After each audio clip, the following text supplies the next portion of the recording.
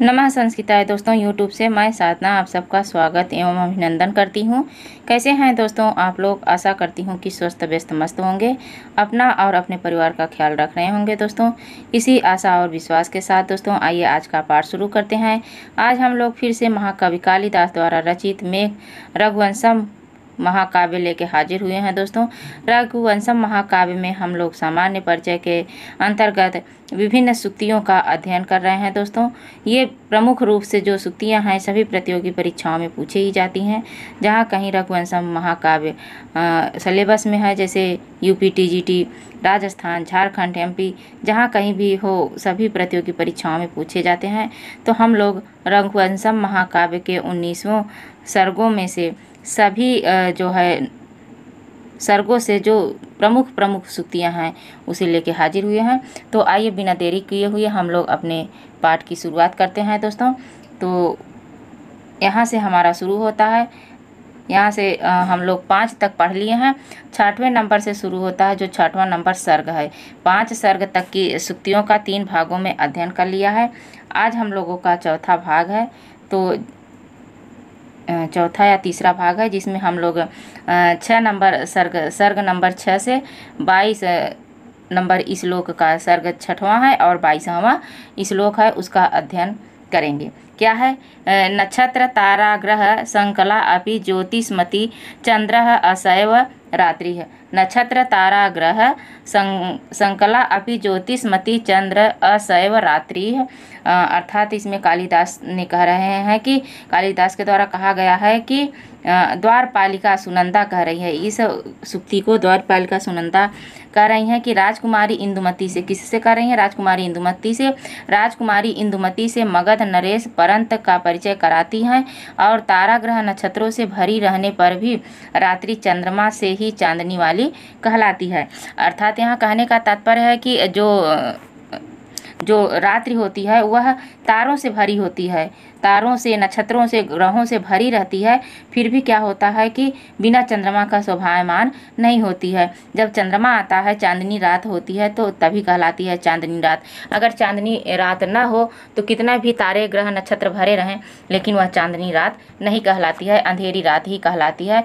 तो जो द्वारपालिका है, सुनंदा नाम की जो द्वारपालिका है, वह राजकुमारी इंदुमती से यही कह रही है।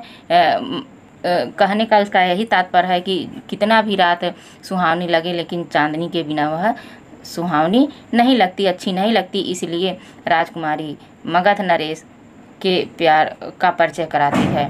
कौन? उसकी द्वारपालिका। उसके बाद अगली सूक्ति है, वह भी 6 सर्ग के 30 नंबर श्लोक से है।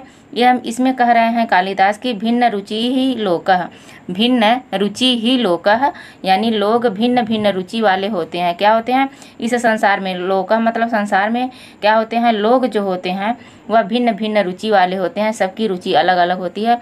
अतः जिसको जो रुचता है, जो अच्छा लगता है, वही उसके लिए सुंदर ग्राहा होता है, सुंदर होता है वह, चाहे जो भी हो, चाहे दुनिया के नज़रों में कितना भी खराब ना हो, तो जिसको सुंदर लग जाता है वही उसके लिए अच्छा होता है।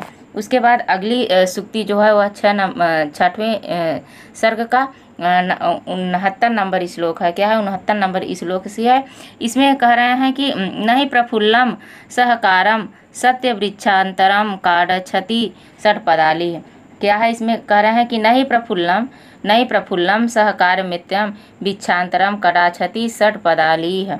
भ्रमरों की पंक्ति खिले भंवरों से लदे हुए, भ्रमरों की पंक्ति का तात्पर्य है कि खिले भंवरे से लदे हुए आम को छोड़कर दूसरों वृक्षों की चाह नहीं करता। क्या करते हैं कि जो भंवरे होते हैं वो भंवरों से लदे हुए आम को छोड़कर दूसरे और वृक्ष पे जाना पसंद नहीं करते हैं। अर्थात जो आपका प्रेमी है, जो राजा है, वह जिसे चाहने लगता है उसी को ही चाहेगा, दूसरा कोई उसे मन में नहीं भाएगा। उसके बाद अगली सूक्ति है कि रत्नम समागच्छतु कांचनेन।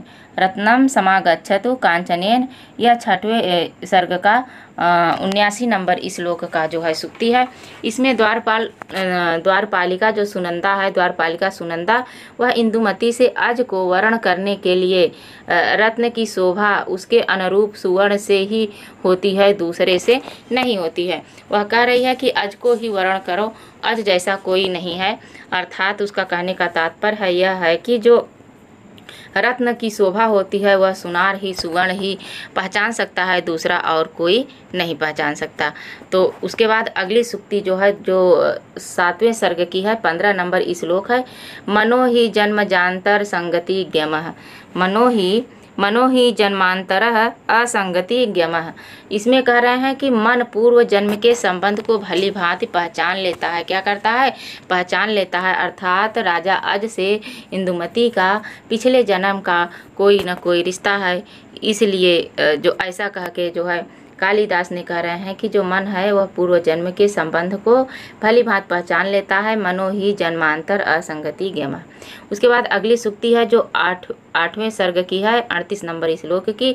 ननु यह सूक्ति है कि ननु तैल निषेक बिंदुना सह दीप अर्थी उपैति मेदी नाम। ननु तैल निषेक बिंदुना सह दीप अर्ची उपैति मेदी नाम। दीपक से गिरते हुए तेल के बूंद के साथ दीपक की लौ भी पृथ्वी पर गिर जाती है। सही बात है, जब जो है दीपक कितना भी जलता रहे, अगर उसके साथ तेल जल रहा है, दीपक के साथ तेल भी जलता है, और जब दीपक की लौ पृथ्वी पर गिरती है तो तेल भी गिर जाता है। अर्थात तेल की बूंद के साथ दीपक भी क्या होता है? गिर जाता है। कहाँ? पृथ्वी पर। उसके बाद अगली सूक्ति है महाकवि कालिदास के द्वारा लिखी गई, जो 8वें सर्ग की 40 नंबर श्लोक की सूक्ति है। दोस्तों, इस सूक्ति में महाकवि कालिदास कह रहे हैं प्रतिकार विधानम आयुषः सती शेषे ही फलाय कल्पते। प्रतिकार विधानम आयुषः सती शेषे ही फलाय कल्पते।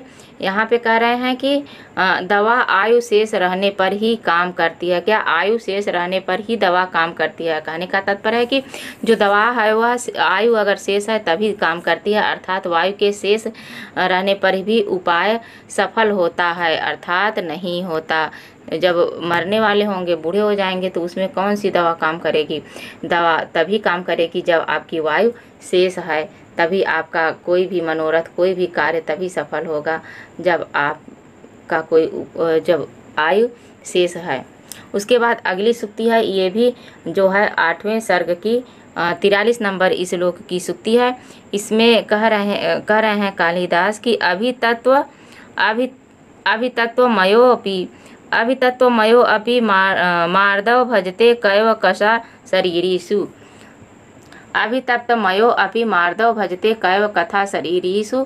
यहाँ पे अज विलाप, जब इंदुमती का नारद के वीणा के जो मोतियाँ रहती हैं उससे उनका जो है निधन हो जाता है, मृत्यु हो जाती है, तो कह रहे हैं आज विलाप करते हैं। तो उसी के उपलक्ष्य में यह सूक्ति है कि अचेतन लोहा भी अग्नि में तपाए जाने पर पिघल जाता है, तब शोक से संतप्त प्राणियों की क्या कहना है।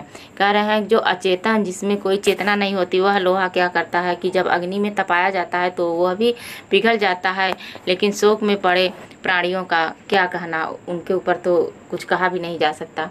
उसके बाद अगली सूक्ति जो 8वें ही सर्ग की है और 46 नंबर श्लोक की है। तो इसमें महाकवि कालिदास कह रहे हैं कि विषम अपि अमृतत्वम विषम अपि अमृतम क्वचित द्वेव अमृतम वा विस्मिश्चरे छाया। अर्थात वह कह रहे हैं कि आज नारद की वीणा के माला द्वारा इंदुमती का मृत्यु होने पर ईश्वर की इच्छा से विष कहीं पर अमृत हो जाता है और कहीं पर विष हो जाता है। वही विष किसी रोग में कहीं पर अमृत बन जाता है, लेकिन कहीं पर क्या हो जाता है, अमृत भी विष बन जाता है। उसके बाद अगली सूक्ति जो है वह 8वें नंबर सर्ग की है और 51 नंबर श्लोक है। इसमें कालिदास कह रहे हैं धिगिमा देह भृताम असारताम। क्या कह रहे हैं? असारताम अधिगमाह देह भृताम असारताम। यहाँ पे कट गया है। क्या है, अधिगमाम देह भृतार असारताम, अर्थात अज विलाप करते हुए देहधारियों की निहसारिता को धिक्कार है। क्या करें, अज जैसे प्रतापी राजा को देह धारण करने वाले इतना निहसारिता, इतना शोक में डूब जाना क्या है, धिक्कार है। उसके बाद जो है अगली सूक्ति है जो 8वें सर्ग की है और 83 नंबर श्लोक की है। वसुमत्या ही निपाह कल त्रीड़, वसुमत्या ही निपाह कल त्रीड़। इसमें महर्षि वशिष्ठ का शिष्य उनके वचनों को कहता है कि राजाओं की सच्ची सहधर्मिणी तो पृथ्वी ही है। क्या है, राजाओं की सच्ची धर्मिणी जो होती है वह क्या होती है, पृथ्वी है। राजाओं की ऐसे शोक नहीं करना चाहिए। उसके बाद अगली सूक्ति है महाकवि कालिदास की जो 8वें सर्ग की 85 नंबर श्लोक की है। परलोक जुषाम स्वकर्म अभिगतयो भिन्न पथा ही देही नाम। इसमें कह रहे हैं वशिष्ठ के वचन को अज से कहता हुआ शिष्य कह रहा है कि मृत्यु को प्राप्त हुए जीवों की गति अपने कर्मों के अनुसार भिन्न भिन्न होती है। जिसका जैसा कर्म होता है उसे वैसी ही मृत्यु प्राप्त होती है। अतः वशिष्ठ अपने शिष्य से कहवाए हैं कि अज जो है इतना वियोगित मत होइए, इतने शोक में मत रहिए। जो जीवों का गति होती है उन्हें आना जाना, मृत्यु, मरण, शोक, ये सब उनके कर्म के अनुसार ही होता है। उसके बाद अगली सूक्ति है जो 8 नंबर सर्ग से और 86 नंबर श्लोक से है। वह है स्वजनाश्रु किलाति असंततम दहति प्रेतम इति प्रचक्षते। पूर्वत, यह करें पूर्वत निरंतर बहने वाली स्वजनों के आंसू मृतात्मा को जलाते हैं, ऐसा मनु आदि महर्षि कहते हैं। क्या कहते हैं, कहते हैं कि जो निरंतर किसी की याद में अगर निरंतर आंसू बहाते रहेंगे तो उस मृत आत्मा को, जो आत्मा चली गई है इस शरीर को छोड़कर, उस मृत आत्मा को जलाता है, ऐसा मनु महर्षि का कहा, मनु स्मृति में मनु ने कहा है। तो उसके बाद अगली सूक्ति है जो 8वें सर्ग की 87 नंबर श्लोक की है। मरणम प्रकृति शरीरिणाम विकृति जीवित मुच्यते बुधई है। यह भी पहले के श्लोक से ही लिया गया है। शरीरधारियों का मरना स्वभाव और जीना विकार कहा जाता है। क्या कहा जाता है, जो शरीर है, गीता में भी कहा गया है कि जो यह जो आत्मा है वह शरीर, एक शरीर को छोड़ के दूसरे शरीर में धारण करता है। उसी तरह से जैसे कि कोई पुराना कपड़ा पुराना हो जाने पर उसे नए कपड़े धारण कर लेता है। उसके बाद अगली जो सूक्ति है वह भी 90 नंबर श्लोक की है और सर्ग 8वां ही है। इसमें कह रहे हैं द्रुम सानुमताम किमंतरम यदि वायो द्वितीय अपि ते चलाह। कह रहे हैं द्रुम सानुमताम किमंतरम यदि वायो द्वितीय अपि ते चलाह। वायु के बहने पर यदि वृक्ष और पर्वत दोनों अचल हो उठे तो दोनों में ही क्या रह जाएगा, क्या रह जाएगा, कुछ नहीं।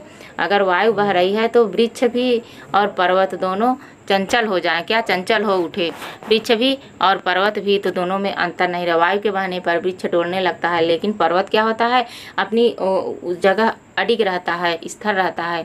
इसलिए हे राजा, आज आप अडिग रहिए, स्थिर रहिए और इतने शोक में विचलित मत होइए। उसके बाद अगली सूक्ति जो 9वें सर्ग की है, इसमें कवि कालिदास कहे हैं कि अपथे पदम पर्यंती ही श्रुतवांतो अपि रजो निमीलिताः। अपथे पदम पर्यंती ही श्रुतवांतो अपि रजो मिलीनिताः। कभी कभी विद्वान लोग भी जब रजोगुण के आवेश में अंधे हो जाते हैं तब वे अयोग्य पथ पर पैर बढ़ा लेते हैं और अयोग्य कार्य कर बैठते हैं। क्या करते हैं, कर बैठते हैं, जिससे उनका अनिष्ट हो जाता है और उन्हें कई प्रकार के दुख भोगने पड़ते हैं। उसके बाद अगली सूक्ति है जो 9वें सर्ग की है। क्या है, 9वें सर्ग की है और 80 नंबर श्लोक की है। इसमें इस सूक्ति में कहा गया है कि कृष्याः दहन अपि खलु क्षिति मिन्धनेद्वो बीज प्रहोरः जन्नी ज्वलनः करोति। दशरथ श्रवण के माता पिता से घास फूस ईंधन आदि से जलती अग्नि जोतने योग्य भूमि को जलाता हुआ भी बीज अंकुरित होने पर अंकुरित होने योग्य बनाकर भूमि का उपकार ही करता है। क्या करता है, उपकार ही करता है। यह जो है दशरथ जो है श्रवण के माता पिता से कह रहे हैं। उसके बाद अगली जो सूक्ति है वो 10वें सर्ग की है। किसके, 10वें सर्ग की है, जिसमें कवि कह रहे हैं कि अव्याक्षेपो भविष्यन्त्याः कार्य सिद्धे ही लक्षणः। लक्षण किसी कार्य में विलंब नहीं होना पूर्ण होने वाले कार्य की सिद्धि का शुभ लक्षण होता है। अगर किसी कार्य में विलंब नहीं हो रहा है, कार्य अपने समय पर पूर्ण हो रहा है, तो वह क्या का कार्य सिद्धि का लक्षण होता है। उसके बाद अगली सूक्ति है जो 10वें सर्ग की 24 नंबर श्लोक के है। यथार्थ्यम वेद कस्तव, यथार्थ्यम वेद कस्तव, देवताओं द्वारा विष्णु की स्तुति। हे विष्णु, तुम्हारी वास्तविकता कौन नहीं जानता है, अर्थात कोई नहीं जानता। कौन जानता है, कौन जानता है, अर्थात कोई नहीं जानता। उसके बाद अगली सूक्ति है दोस्तों जो है क्या है कि 10 नंबर की है, 30 नंबर श्लोक से है। स्तुतुभ्यो व्यतिरिच्यते दुराणि चरितानि ते। इसमें जो पहले का श्लोक है जो अभी हम लोगों ने पढ़ा है उसी श्लोक से है। हे विष्णु, अवांगमनस गोचर आपके चरित्रों की स्तुति का अंत तक वर्णन नहीं किया जा सकता, अंत तक आपका वर्णन नहीं किया जा सकता, आपकी महिमा को कोई नहीं जान सकता।